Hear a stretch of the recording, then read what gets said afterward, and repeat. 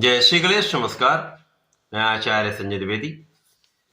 मेरे समस्त प्रबुद्ध दर्शकों का मेरे चैनल पर हार्दिक स्वागत है। प्रिय दर्शकों, आज मैं बुध के राशि परिवर्तन प्रभाव को लेकर आपके सम्मुख उपस्थित हूँ। नवग्रहों में युवराज बुध जो क्विक रिस्पांस प्लेनेट है, अपना संपूर्ण प्रभाव अति शीघ्र प्रदान कर देते हैं। 29 दिसंबर को अपनी राशि का परिवर्तन करेंगे तथा गुरुदेव बृहस्पति की मूल त्रिकोण राशि धनु राशि में प्रवेश करेंगे। यहां पर विशिष्टता मिल रही है क्योंकि गुरुदेव बृहस्पति मिथुन राशि में गोचर कर रहे हैं। बुध का गोचर धनु राशि में आरंभ होगा। इस प्रकार से गुरु और बुध का 180 डिग्री पर सीधा संबंध बनने वाला है तथा परिवर्तन राजयोग का निर्माण भी यहां पर होने वाला है। और ये योग बुध का परिवर्तन गुरु की राशि में होकर कुछ विशिष्ट प्रभाव देगा, जो समस्त राशि के जातकों के लिए कुछ बड़े प्रभाव देने वाला है, कुछ अच्छे लाभ दे सकता है।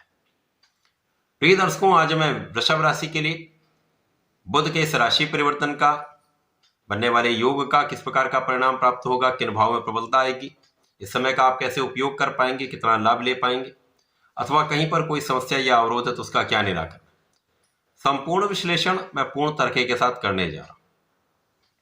प्रिय दर्शकों, इस राशिफल को आप अपने लग्न तथा राशि दोनों के अनुसार देख सकते हैं। वृषभ राशि शुक्राचार्य की राशि है। शुक्र और बुध का अतिमित्र का भाव है। और यदि वर्तमान समय का हम अवलोकन करें तो यहां पर शुक्राचार्य के साथ बुध का गोचर चलेगा, अर्थात धनु राशि में पहले से ही शुक्राचार्य का गोचर चल रहा है। जहां पर बुध पहुंचेंगे तो यहां पर महाधन का योग बन जाएगा। वृषभ राशि के लिए यदि हम अवलोकन करें तो यह अष्टम भाव बनेगा और अष्टम भाव में कोई बड़े से बड़ा राजयोग भी बहुत अच्छा प्रभाव नहीं देता, परंतु यहां पर शुक्राचार्य विपरीत राजयोग में होंगे, जिसके कारण कुछ विशेष परिणामों की प्राप्ति अवश्य होगी। वृषभ राशि के लिए बुध धनेश है तथा पंचमेश है।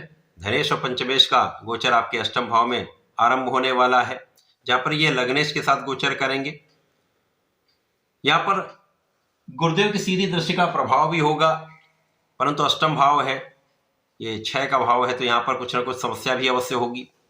यद्यपि यहाँ पर बुध निर्बल होते हुए कुछ विशेष प्रभाव देंगे, क्योंकि बुध शुक्राचार्य के साथ होंगे, विशेष योग बनेगा।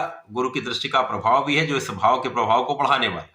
तो यहाँ पर आपकी स्वास्थ्य समस्याएं जो है उनका निराकरण अवश्य होगा। यद्यपि यहाँ पर कुछ एलर्जी या मौसम के रोग हो सकते हैं, क्षणिक समस्याएं हो सकती हैं, बड़े रोगों की संभावना नहीं है। इस समय में आपकी वाणी दूषित हो सकती है। यदि यहां पर आप वाणी का सही उपयोग करते हैं, सोच विचार कर बात करेंगे तो कोई बड़ी समस्या नहीं आई।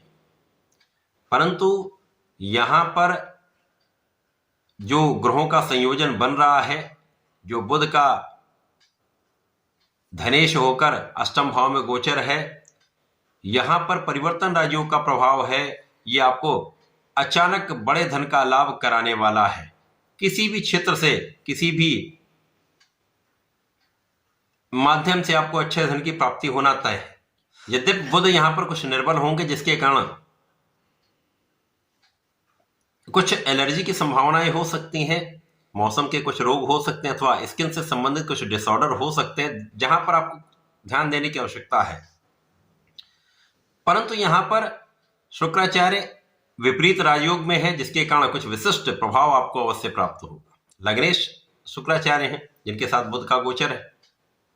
इस समय में ज्ञान का भाव कुछ निर्बल होते हुए भी बहुत निर्बल प्रभाव नहीं प्राप्त होगा।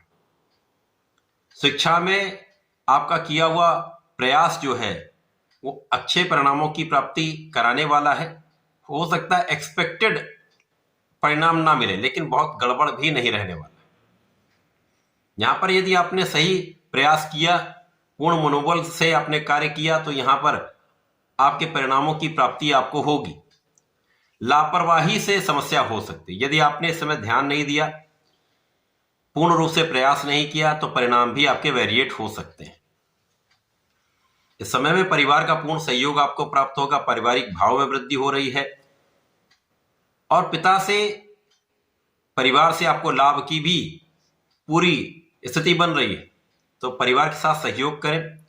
वाणी का प्रभाव कुछ दूषित हो सकता है, यहाँ पर वाणी पर संयम अत्यंत आवश्यक है। सोच विचार कर बोलेंगे तो परिवार के मध्य में एक अच्छा प्रभाव बना रहेगा, किसी प्रकार की कोई समस्या नहीं हो। इसी प्रकार से आपके कार्य क्षेत्र में कोई भी कार्य क्षेत्र हो, वहां पर आपका या पढ़ाई का भाव हो, लोगों के बीच में, सामाजिक क्षेत्र में, सभी में आपको बहुत विचार करके संयम के साथ बात करनी चाहिए। प्रिय दर्शकों, चूंकि बुध एकमात्र ऐसे ग्रह हैं जिनका इस जगत के समस्त कार्य क्षेत्रों में अपना संपूर्ण प्रभाव है, कोई भी कार्य क्षेत्र बुध के बिना संभव नहीं है, क्योंकि जहां पर वाणी है वहां पर बुध है, जहां पर बुद्धि है वहां पर बुध है, जहां पर व्यापार है वहां पर बुध है। कोई भी कार्य क्षेत्र बुध के बिना संभव नहीं है। कला का जो भी क्षेत्र है, चाहे वो गायन हो, वादन हो, नृत्य हो, एक्टिंग हो, डायरेक्शन हो, लेखन हो, समस्त क्षेत्रों में बुध का संपूर्ण प्रभाव होता है। शिक्षा के क्षेत्र में बुध का संपूर्ण प्रभाव है, तो बुध के बिना तो कोई कार्य क्षेत्र संभव नहीं है। तो बुध जब अष्टम भाव में जाएंगे तो इनके कारक क्षेत्र में निश्चित रूप से कुछ निर्बलता आएगी। अतः इस समय में आपको बहुत संयमित और अपने आत्मबल को प्रबल रखना होगा।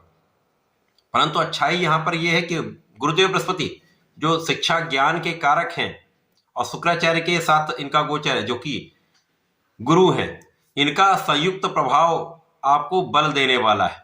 तो कुछ यदि समस्याएं आती भी हैं तो उनका निराकरण अवश्य होगा और परिणामों में बहुत कोई समस्या नकारात्मक रूप से नहीं हो। यदि अपना आप संपूर्ण प्रयास करते रहते हैं, परिश्रम करते रहते हैं, तो बहुत कठिन समस्या नहीं होगी। कुछ चीजों का आपको विशेष ध्यान रखना होगा, बोलने से पहले विचार करना होगा और अपने ज्ञान के भाव में संपूर्ण प्रभाव पाने के लिए आपको संपूर्ण प्रयत्न करना होगा।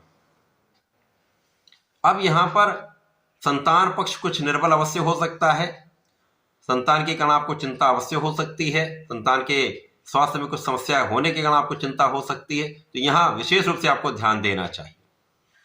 प्रेम संबंधों के लिए समय बिल्कुल ठीक नहीं है, अतः यहां से इनसे दूर रहना ही आपके लिए अच्छा रहने वाला है। बाकी यहां पर गुरु का प्रभाव है और धन भाव के स्वामी है, पारिवारिक संपत्ति से लाभ आपको मिल सकता है, पिता के सहयोग से धन प्राप्त हो सकता है, उच्चाधिकारियों का लाभ अवश्य मिलेगा। यदि नौकरी में है तो शासन प्रशासन का सहयोग मिलेगा, शासन प्रशासन से संबंधित होकर एक अच्छा लाभ आपको प्राप्त होता दिख रहा है। तो बुध का ये राशि परिवर्तन अष्टम भाव में होते हुए भी विशेष है। यहां पर आपको आध्यात्मिक बनाने वाला ये समय है। इस समय में आपके विशेष ज्ञान में वृद्धि करने वाला समय है, आपके ब्रेन के पार्ट को विस्तृत करने का, आपके ज्ञान को विस्तृत करने का समय है, आपके एनालिटिकल एबिलिटीज को बढ़ाने का ये समय है। तो इस समय को समझकर यदि आप कार्य करते हैं तो समस्याएं कम से कम होंगी। इस समय में आपको गणपति महाराज की आराधना करनी चाहिए। ओम गंग गणपति नमः का जप करें अथवा गणेश स्तोत्रम का पाठ करें, संकट दूर होंगे। तथा भगवान भोलेनाथ में जलार्चन करके यहां आपको काले तिल का अर्पण करना चाहिए तथा चंदन की सुगंधि का अर्पण करना चाहिए। ऐसा करके आप श्रेष्ठ लाभ ले पाएंगे। तो ऐसा करके इसका उपयोग करें। धन्यवाद, नमस्कार।